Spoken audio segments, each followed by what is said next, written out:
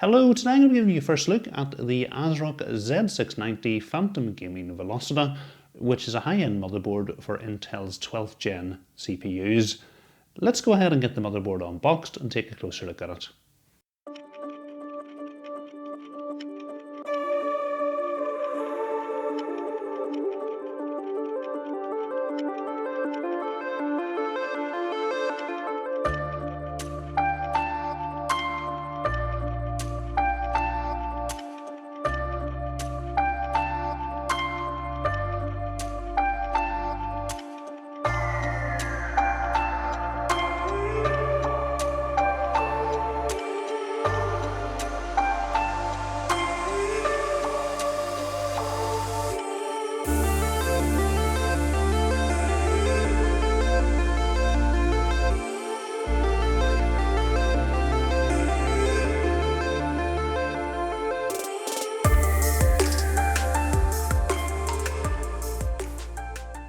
So this is everything that comes in the box with the motherboard. We've got a quick installation guide and a software setup guide.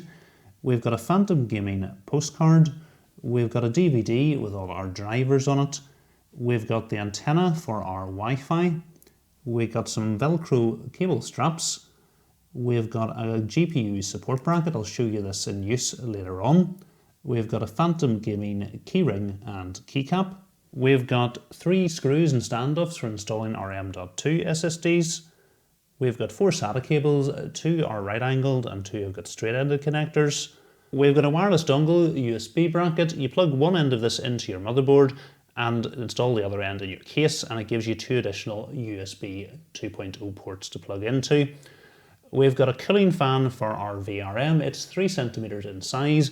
There's also a bracket that you can purchase an additional 4 centimeter fan for improved VRM cooling.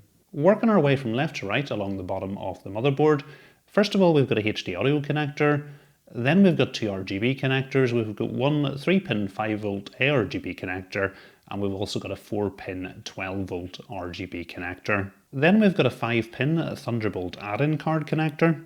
Next to that we've got 2 of the motherboard's 5 system fan headers. We've got a single USB 2.0 header. We've got a trusted platform module header. Then we've got another chassis fan header. We've got our power LED and speaker headers and system panel header. At the bottom right hand side of the motherboard, we've got a clear CMOS button. Working up the right hand side of the motherboard, first of all we've got a postcode indicator LED screen. Then we've got 6 SATA ports. We've got a right angled USB 3.2 Gen 1 header. Then we've got another chassis fan header. We've got our front panel Type-C USB 3.2 Gen 2x2 header, which will support speeds of up to 20 gigabits per second. Then we've got another USB 3.2 Gen 1 header. This one is forward facing. We've got our 24-pin ATX power connector, and then we've got a power and reset button. At the top of the motherboard, we've got another 2 3-pin 5V ARGB connectors, giving us a total of 3 of these connectors on the motherboard. Next to that, we've got 3 fan headers. One is for the CPU fan header. We've also got a CPU water pump header and a VRM fan header. And I'll show you how to install the optional VRM fan later in the video. At the top left hand side of the motherboard, we've got 2 8-pin EPS power connectors.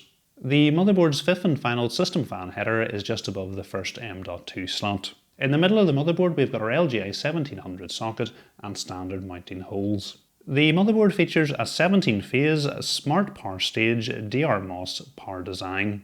We've got large aluminium heat sinks over the VRM and they are connected with a heat pipe, and as we've mentioned there is an option to actively cool the VRM using the included fan. The motherboard has 4 DDR5 slots and can accommodate up to a maximum of 128 gigabytes of RAM at up to 6400 MHz overclocked. It's nice to see the RAM slots have been reinforced and there's gold contacts in the slots. The motherboard features a red, grey and black colour scheme, and we've got the Phantom Gaming logo over our Z690 chipset.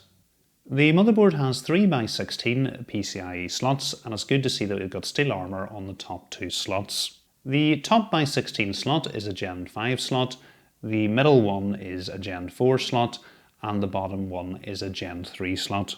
In between the by 16 slots, we have 2 Gen 3 by 1 slots. The motherboard can accommodate up to 4 M.2 SSDs. I'll remove the heatsinks and give you a closer look at the sockets. The top and bottom M.2 sockets support Gen 4x4 speeds. In the middle, the M.2 socket on the left hand side will support Gen 5 speeds, while the one on the right hand side will either support Gen 3 speeds or SATA drives. It is important to note that if you install an M.2 drive in the Gen 5 socket, the PCI lanes available for the graphics card in the top slot will be reduced from 16 to 8. Taking a look at the rear I/O, it's good to see the motherboard features ASRock's flexible integrated I/O shield. At the top, we've got a HDMI 2.1 slot. It will support 4K by 2K at up to 60 Hz. Beside that, we've got a DisplayPort 1.4, which will support up to 8K at 60 Hz or 5K at 120 Hz. Below that, we've got 6 USB 3.2 Gen 1 ports. 2 of these ports are identified as Lightning gaming ports designed to have your keyboard and mouse plugged into them. These ports are sourced from 2 different controller interfaces, which helps to reduce latency. Next to that, we've got a 2.5 gigabit LAN header, which supports ASRock's Killer LAN and Killer Double Shot Pro technology. Below that, we've got a 1 gigabit LAN connector and 2 USB 2.0 headers. The one with the white outline is the one you're going to need to plug your USB into if you want to use the motherboard's BIOS flashback function. Below that, we've got our audio connectors, and it's good to see that ASRock have included gold audio connectors. The motherboard supports 7.1 channel HD audio and Nahimic audio. Beneath that, we've got 2 USB 3.2 Gen 2x2 headers, one is Type A and one is Type C. We've then got the antennas for our Wi-Fi 6E and Bluetooth, and then at the bottom we've got our BIOS flashback button. The first accessory I want to show you how to install is the optional Vrm fan, so we just need to set it into place.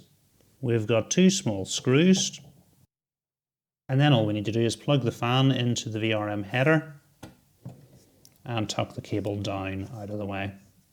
The other accessory I want to show you is the wireless USB dongle. We just plug this into the USB 2.0 header on the motherboard. Install this into one of the PCIe slots on the case, and then you're going to add 2 additional USB 2.0 ports to your build. The final optional accessory that I want to show you is the GPU support bracket. So when you're installing your motherboard in the case, you don't put a screw here and you don't put a screw here. What you will do is put all the other screws in, and then you're going to use the longer screws that come with the GPU support bracket to go through the GPU support bracket, the motherboard, and then into the case. So that's going to hold this in place. You're going to size up which of these holes you're going to need to use for your particular GPU, and then set this little bracket on top, and then use one of the smaller screws to secure the bracket into place. We'll put it on loose first of all, install your GPU, push it up to where it's giving your GPU support, and then tighten it up. And you've got a nice rubber pad here to prevent any damage to your GPU. So as you can see, the ASRock Z690 Velocita is not only a great looking motherboard, but it's a motherboard with a whole host of great features and a lot of very high-end features. I've got a build all lined up for this motherboard, so make sure you keep an eye on the channel for that coming. It should be coming in the next few weeks. And a big thank you to ASRock for sending the motherboard out. So hopefully you've enjoyed the video. If you have, please remember to give it a thumbs up. And if you're not currently subscribed to the channel, please hit the subscribe button as well. Thanks for watching.